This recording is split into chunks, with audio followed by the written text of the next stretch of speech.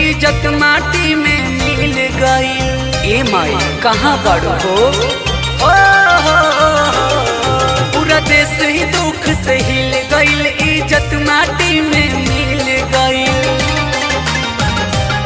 बेटी रोई रोई कहेली कलेस में, माहिया जा काली दुर्गा कौनो भेष में।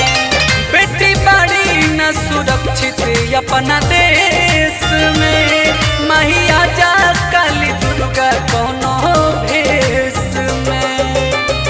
म्यूजिक बाय लक्ष्मी स्टूडियो डुंगा।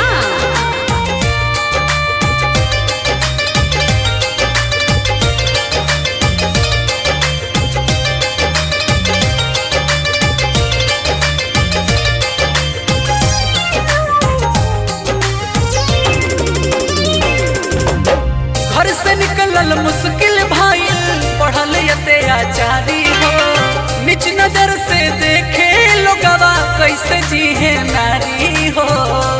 ए माई ई कैसन समाज हो गल, ई कैसन जमाना, जेकरा से संसार चले उहे सुनता ताना। घर से निकलल मुश्किल भाई, पढ़ल अत्याचारी हो, नीच नजर से देखे लोगवा कैसे जीहे नारी हो।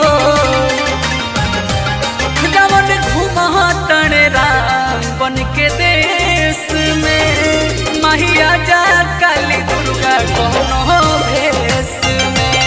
बेटी बाड़ी न सुरक्षित अपना देश में, माहिया जा काली दुर्गा कौनो भेष में।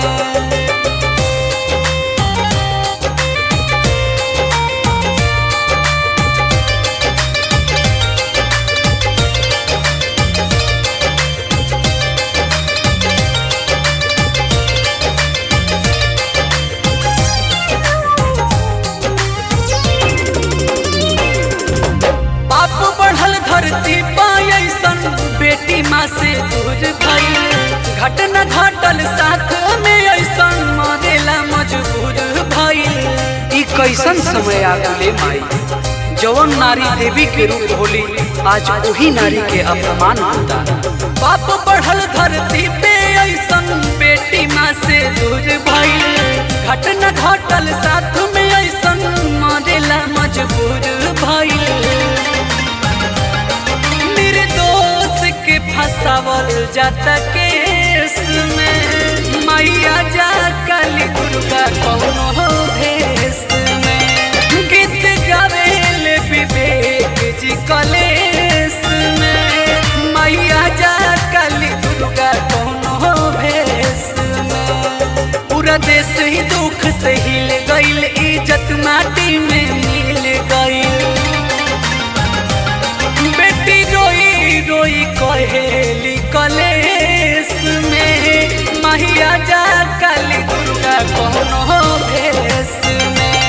बेटी बड़ी न सुरक्षित अपना देश में, माहिया जा काली दुर्गा कौनो